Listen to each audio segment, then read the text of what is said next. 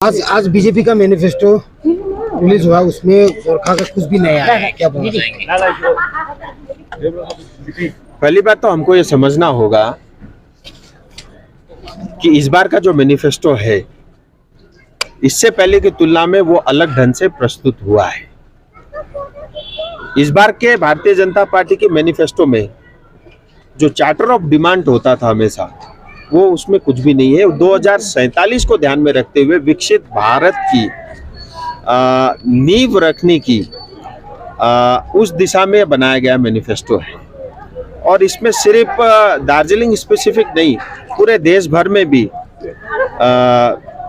जो charter of demand होते थे, जो हमेशा मैनिफेस्टो में जिस तरह से आता था उस तरह से नहीं आया। लेकिन इसका ये अर्थ देना कि मैनिफेस्टो में नहीं आया इसका मतलब जो है कुछ भी नहीं है, ये गलत होगा। मैं फिर जिम्मेदारी के साथ कहता हूँ, 20 दिन अभी हुए नहीं है, प्रधानमंत्री जी ने स्वयं ये कहा है कि जो है हमारे जो समाधान के हम बहुत निकट है और जल्दी उसका समाधान होगा।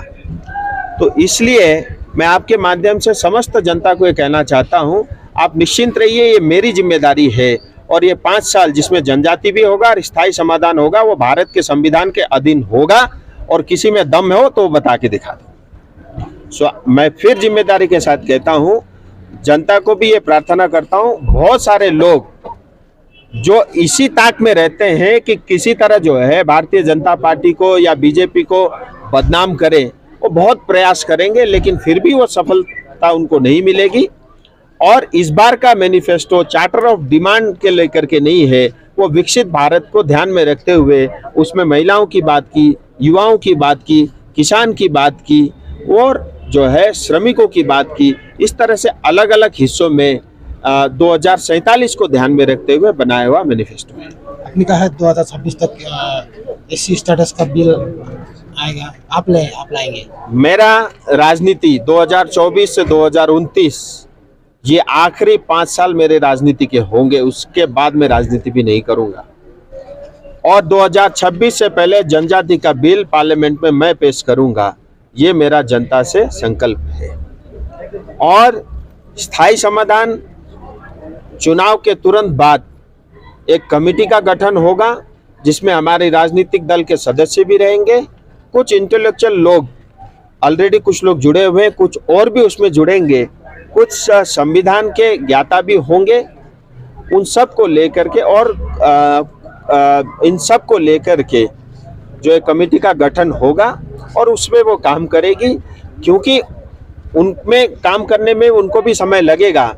और मैं ऐसा मानता हूं कि 2026 पश्चिम बंगाल में भारतीय जनता पार्टी की सरकार आएगी और मैं कोशिश करूंगा कि 2026 से पहले जनजाति का दर्जा मिले और 26 के बाद भारत के संविधान के अंतर्गत जो बाबा साहब अम्बेडकर ने जो संविधान बनाया उसके अधीन हमको न्याय मिले। इससे पहले भी आपने एक बोला था कि यदि गोरखा के लिए कुछ नहीं होगा तो मैं रिजाइन दूंगा, तो कैसे पता? ऐसा है ना, गोरखा के लिए नहीं होगा तो मैं रिजाइन दूंगा, वो आप ठीक बोल रहे हैं। लेकिन अगर मुझे पता है हो रहा है और मैं नहीं रहूंगा तो शायद ना हो, इसलिए मुझे दोबारा राजनीति में आना पड़ा। और मैं कहता हूँ पहली बार शायद मैं जो है मतलब एक इच्छा होती है लोगों की, लेकिन इच्छा से नहीं, इस बार जनता ने मुझे 4 लाख ज्यादा वोट से जिताया है। मेरी जिम्मेदारी बनती है, मेरा फर्ज है मेरे समाज के प्रति, इस क्षेत्र के प्रति, दार्जिलिंग तराई डुवर्स की जनता के प्रति, यहाँ रहने वाले गोरखा, राजवंशी, आदिवासी, बंगला भाषी, हिंदी भाषी, उन समुदाय के प्रति ये मेरी जिम्मेदारी है,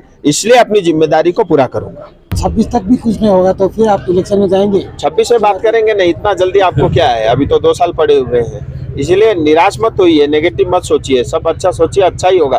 करने के लिए मैं हूं ना।